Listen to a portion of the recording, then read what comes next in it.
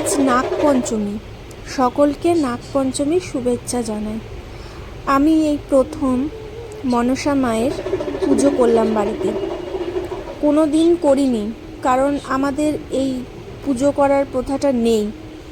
তবে আমি মাকে দূর থেকে সবসময় মনে ভক্তি নিয়ে স্মরণ করতাম, আর স্মরণ করি, ওনার নাম জপ করি। মনসা মায়ের এই ছোট্ট মূর্তিটা আমার ভাই একটা মেলা থেকে অনেক বছর আগে কিনে এনেছিল। আমরা শোকেসে সাজিয়ে রেখেছিলাম। তবে গত দুদিন আগে আমি একটা ভালো খবর পাওয়ার কারণে আমার মনটা খুব টানছিল মনসা মাকে পুজো করি।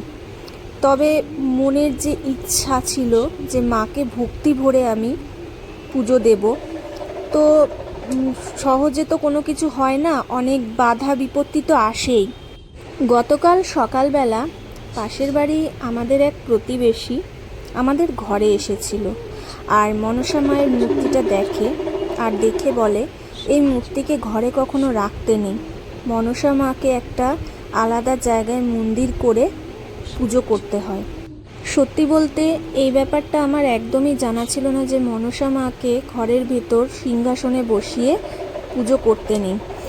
আমি যখন থেকে জানতে পারলাম আমার মনটা তখন খুব খুঁতখুত করছিল। আমার মা বলছিল যে হুটহাট করে এরকমভাবে কোনো পুজো করা উচিত না, কিন্তু আমি কি করব? আমার মন থেকে যে ভীষণ টানছিল মাকে একটু ভক্তি ভরে পুজো দিই। তারপর আমি সকলের পরামর্শ নিলাম যে কিভাবে কি করতে হয়। তারপর শেষ পর্যন্ত আমি মাকে এই তুলসী তলায় গিয়ে রেখে দিলাম। আমার মনটা খুব খারাপ হয়ে গিয়েছিল, মানে চারিদিক থেকে এত নেগেটিভ কথা শুনছিলাম। আমি ভাবছিলাম যে আমি কি কোনো অন্যায় করে ফেললাম, কোনো পাপ করে ফেললাম? আমি তো কোনো শয়তানের পুজো করছি না, আমি তো মায়ের পুজো করছি। আমি তো মাকে ভক্তি ভরে চাইছি যে মাকে পুজো করতে। তবে এটা কি আমার অপরাধ? আমি বারবার চোখের জল ফেলছিলাম, আর আমি মনসা মাকে মন দিয়ে ডাকছিলাম যে মা, আমার যদি কোনো অন্যায় হয়ে থাকে তুমি তা মার্জনা করে দিও। তবে আমি এটুকু জানি, সন্তানের ভক্তি মা চায়, মা কখনো তার সন্তানের ক্ষতি হতে দিতে পারে না। আমি আজ নাগপঞ্চমী বলে মাকে সুন্দর করে নিজের হাতে সাজিয়ে, ফুল দিয়ে প্রথমে সাজিয়েছি, তারপর ফুলের মালা গেঁথে মাকে আমি গলায় পরিয়ে দিয়েছি। তারপর আমার সাধ্য মতো আমি মাকে দুধ, কলা, মিষ্টি আর ফলমূল দিয়ে মায়ের নৈবেদ্য সাজিয়ে দিয়েছি।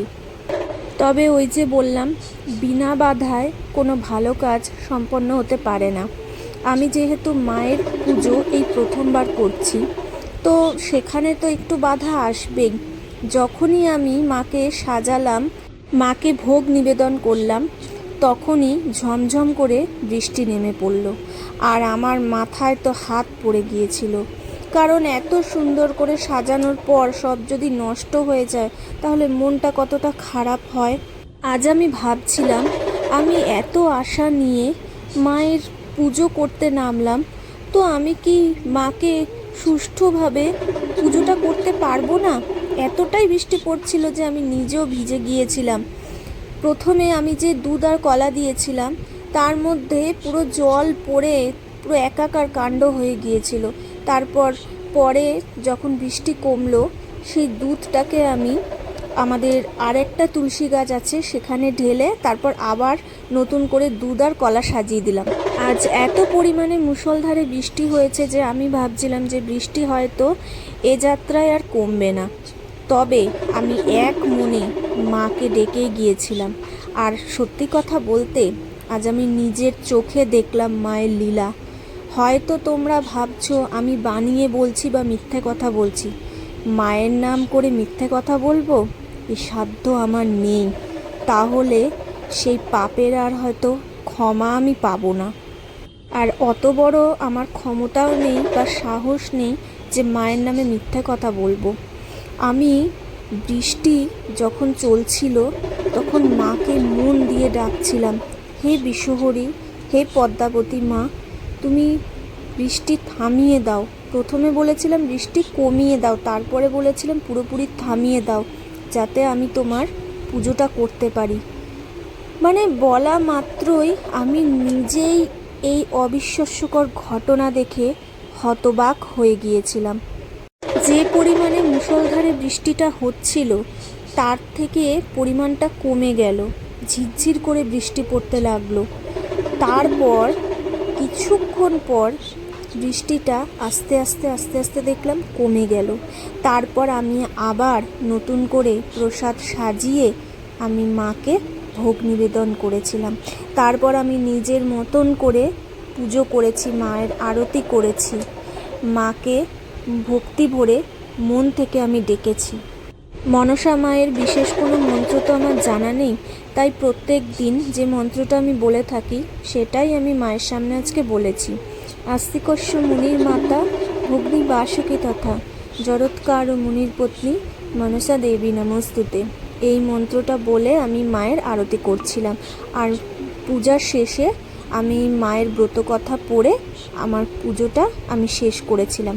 আজকে আমি ভীষণ খুশি যে মা আমাকে কতটা ভালোবাসে এটা দেখে। আমি যে মাকে ভক্তি ভরে নিজের মন থেকে ভালোবাসা উজাড় করে দিয়ে মায়ের পুজো করতে পেরেছি, এই আমার কাছে অনেক। তবে কিছুদিন পর মাকে সসম্মানে মা গঙ্গার কাছে নিয়ে গিয়ে সেখানে গিয়ে আমি বিসর্জন দিয়ে আসব।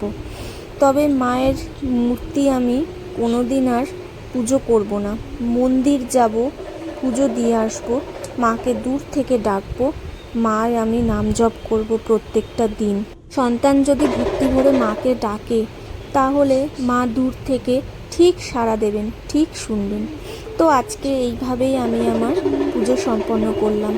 তোমাদের আমার আজকের ভিডিওটি কেমন লেগেছে তোমরা কমেন্ট করে জানিও, আর কমেন্টে তোমরা লিখে দিও জয় মা বিশ্বহরি, জয় মা মনসা। সকলকে জানাই শুভরাত্রি, রাধে রাধে, হরে কৃষ্ণ, জয় মাতা জগৎগৌরী মায়ের জয়।